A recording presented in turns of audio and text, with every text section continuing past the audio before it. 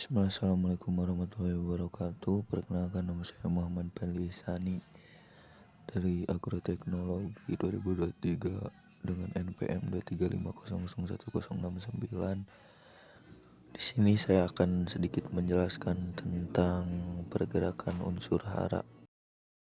Unsur hara diperlukan untuk mendukung pertumbuhan dan hasil tanaman. Ketersediaan unsur hara bergantung pada pergerakan dan bentuknya dalam tanah. Tanaman hanya dapat menyerap unsur hara yang tersedia di sekitar zona perakaran.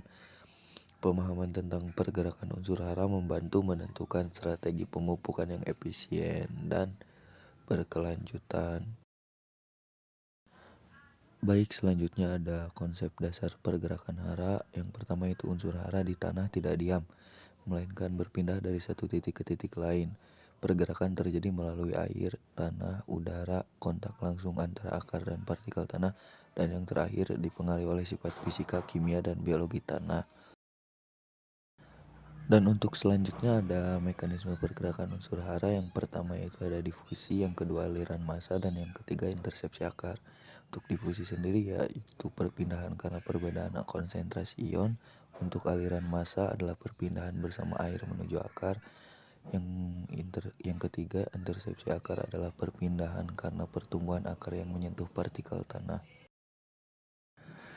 Untuk selanjutnya yaitu ada difusi, yang mana dominan terjadi pada unsur fosfor dan kalium, yang dipengaruhi oleh kelembapan tanah, suhu, tekstur tanah, aktivitas akar. Tanah kering menghambat difusi karena air berfungsi sebagai media perpindahan ion. Untuk selanjutnya ada aliran massa, yang mana terjadi karena air bergerak menuju akar akibat transpirasi.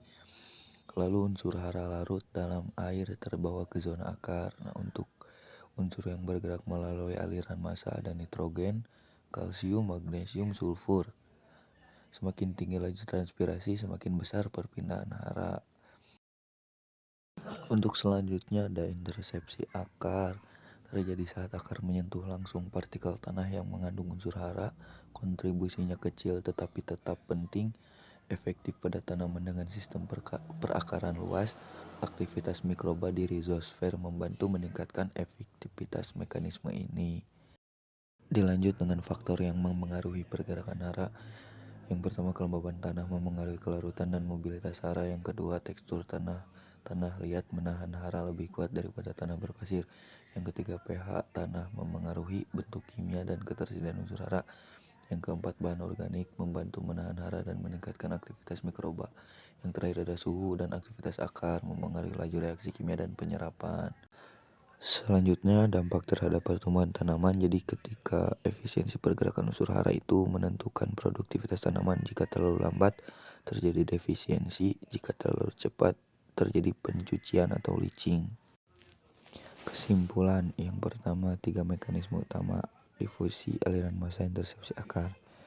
Yang kedua, pemahaman proses ini membantu efisiensi pemupukan, pengurangan kehilangan hara, dan pertanian berkelanjutan dan produktif. Yang ketiga, pergerakan unsur hara adalah proses penting dalam penyerapan nutrisi tanaman. Faktor lingkungan mempengaruhi juga efektivitas tiap mekanisme. Terima kasih. Mohon maaf apabila banyak kesalahan. Assalamualaikum warahmatullahi wabarakatuh.